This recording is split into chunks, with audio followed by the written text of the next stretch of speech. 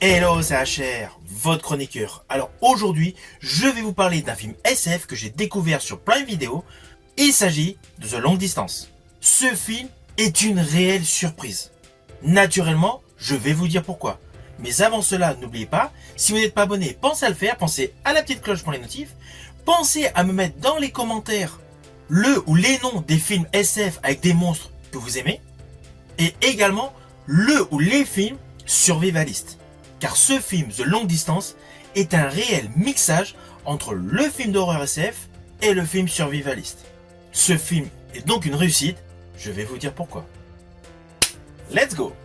I'm not cable. I'm gonna have to tether into your suit for some air if that's cool. Alors ce film, The Long Distance, qui a pour titre original Distante, est réalisé par un duo de réalisateurs. Il s'agit de Will Peck et Josh Gordon. Oui, dans le paysage science-fiction, ces deux noms de réalisateurs ne vous disent rien. C'est normal, jusqu'à ce jour, ils s'étaient essentiellement spécialisés dans la comédie. Et là, avec ce film The Long Distance, sorti en 2024, ils ont passé un nouveau cap, avec un film extrêmement surprenant. Alors tout d'abord, le pitch. Nous sommes dans le futur, il y a un vaisseau cargo avec des ingénieurs, tout un staff technique, qui sont en sommeil.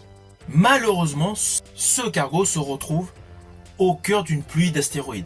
Vous devinez ce qui va se passer, un des astéroïdes va percuter le cargo va se retrouver endommagé, et tout le monde va être éjecté.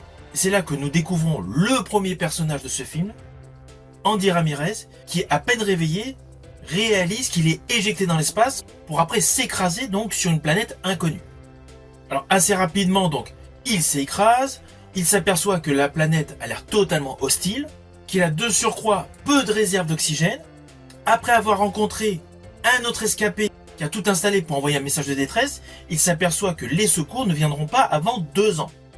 Toujours assez rapidement au début de ce film, son compagnon semble avoir disparu et il reçoit un appel de détresse d'une autre survivante qui a apparemment une jambe cassée.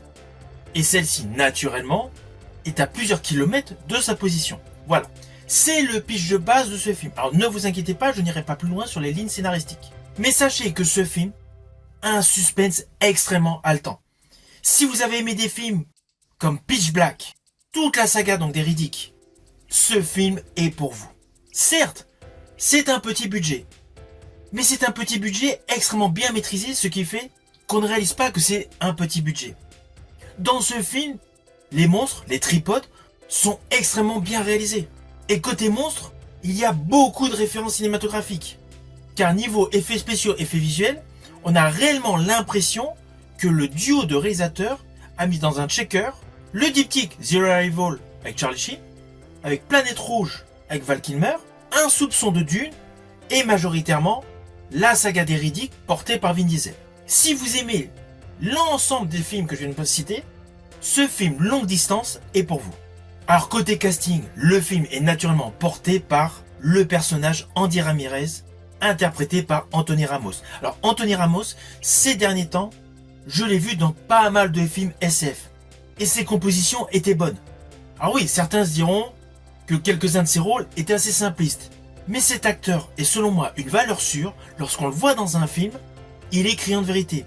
Que ce soit pour Godzilla 2, le dernier Transformers, ou un film totalement différent d'Homme Money, ses interprétations sont excellentes. Et ce film, même si sur le principe de base, il y a un couple vedette d'acteurs dans ce film, lui et l'actrice Naomi Scott, ce film est totalement porté par Anthony Ramos. Pendant plus de la moitié du film, nous ne voyons qu'Anthony Ramos. Et sa crainte, au fur et à mesure qu'il avance dans ce milieu hostile, cette planète complètement effrayante, avec de surcroît plusieurs types de monstres, avec majoritairement des tripodes aussi voraces que les monstres dans la saga Starship Troopers, on ressent pleinement sa frayeur, son ressenti et surtout sa crainte de perdre la vie. À cela s'ajoutent des effets spéciaux extrêmement bien réalisés, que ce soit les bestioles, que ce soit les capsules, tous les effets high-tech et les jeux de lumière tout au long de ce film qui cherchent essentiellement à vous faire peur. Alors oui, il y a une partie du film où c'est un road trip, c'est indéniable, d'où l'effet film survivaliste. Il y a un côté où certains pourraient se dire, oui, des fois ça blablate un petit peu trop, surtout le personnage interprété par Naomi Scott, parle beaucoup. Mais justement, cela fait un contraste nécessaire avec le côté film de monstre. Le fait de mettre en parallèle le côté effrayant, le côté screamer, le côté jumpscare, avec un côté émotionnel par rapport aux lignes de dialogue. Oui, car forcément, dans les échanges, lors des différentes discussions, on apprend les origines story de chacun, avec forcément des moments émotionnels. C'est pour cela que le fait que ça parle beaucoup, selon moi, c'est une plus-value à ce film qui a un côté effrayant extrêmement bien fait. Alors certes, c'est un film donc horrifique sur le plan donc monstre, digne de la saga de David Towie, mais ce film aborde 3 thèmes fondamentaux. La survie, l'isolement et la résilience. Ainsi, sur sa durée qui est assez courte au final, que le film dure 1h20, il y a de beaux champs narratifs qui mettent en exergue une histoire concrète, une histoire solide qui tient en haleine jusqu'au final. Avec beaucoup d'effets spéciaux, nous rappelant des sagas d'anthologie comme Alien et Tremor. Alors pour la petite histoire, sachez que la voix de l'intelligence artificielle Léonard est interprétée par Zachary Quinto, le dernier interprète du fameux personnage Spock dans Star Trek. C'était pour la petite histoire. Alors au final, naturellement, c'est un film que je vous invite à découvrir. Les effets spéciaux sont convaincants, l'histoire est bonne, on est vraiment dans un produit du même calibre que jadis Pitch Black avec Vin Diesel. Il ne faut pas oublier qu'à l'époque où ce film est sorti, c'était une petite production de David Towie. On était loin d'imaginer la grande saga portée par Vin Diesel Riddick qu'elle deviendrait.